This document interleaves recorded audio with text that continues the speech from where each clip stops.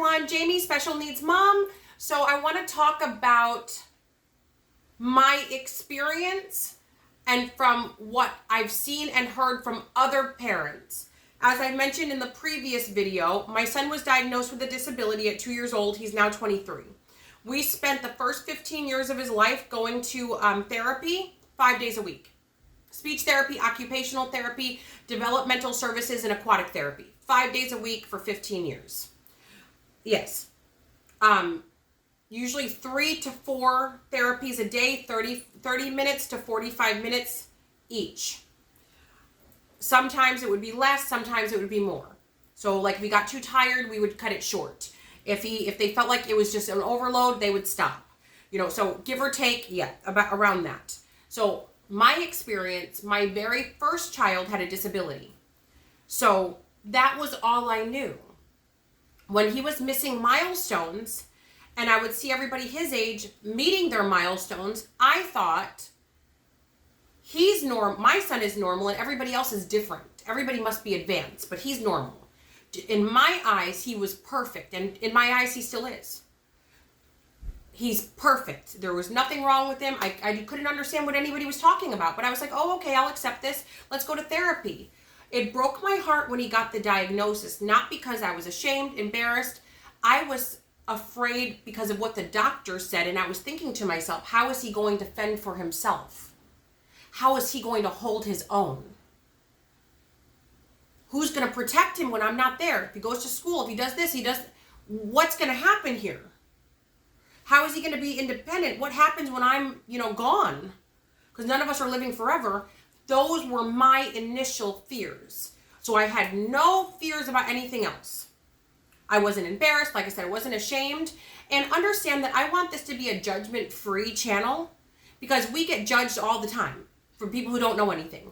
There are people that will, even people with kids with disabilities, their kids haven't made it to where our kids are yet, so they're judging us based on where they've not been yet. And I will be honest, I've done this too. But we'll get into this. Now, those people, and I can't speak for everyone, I'm speaking for my experience. There are parents who had all regular children, the typical kids, whatever. And then they had a kid with a disability.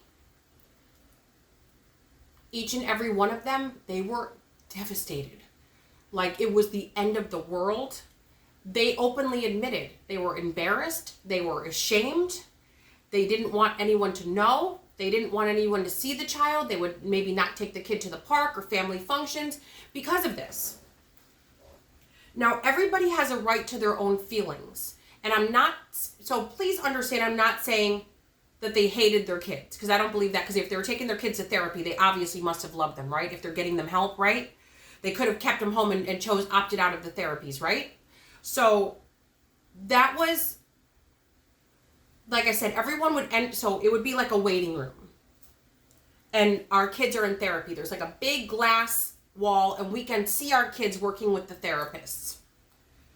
We can see them from the waiting room, and the parents, we all conversate. And there would be parents that were inconsolable, hysterically crying. And they would ask, oh, my kid has this, what does your kid have? Like, what can I expect? What does this mean?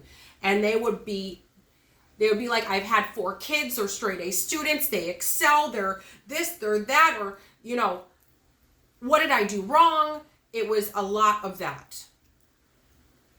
And I couldn't understand them. And a lot of us that had our first kid we couldn't quite understand the devastation. So if you are feeling those feelings, that's actually kind of typical. Because you have to come to terms with what's going on. It's new uncharted territory for you. You only know what you know, just like I only knew what I knew. So your feelings are valid and they're okay. They're okay. So you're allowed to have your feelings. But some of the parents, after years of therapy, they were still in the same condition. They still felt the same way. They still did. But many of them, They became the biggest cheerleaders that you ever saw for their kids, the biggest advocates, the biggest whatever. They started Facebook pages, they started channels, this was their life purpose, to advocate and to show others that there's a possibility out there, that maybe things aren't the way that you wanted them to be, but things are the way that they are, and there is a light at the end of the tunnel. And if you're one of those parents and you got there, I'm so proud of you. And don't you dare beat yourself up for your initial feelings. You're allowed to have your feelings. All you know is what you know. Now, when I had my second child, who has no disabilities, and he met his milestone so quickly, it hit me like a ton of bricks for the very, very, very first time that my oldest son, he's not like everybody else. And that was a mourning period because I guess because like I said, he was all that I knew. So I had nothing to compare it to. So I'm like, wow, my youngest, he's 1 and he's doing, my oldest, he still can't do that. And not like comparing it like one is better than the other, but maybe more so understanding those parents that were devastated in the waiting room, having had a typical child to having a child with a disability. I could understand now. I am so thankful that my first child had a disability and I didn't have regular children first. I'm glad the order it went in, because when they hit their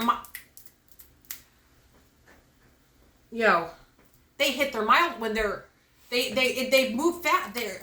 They're ever changing, ever evolving.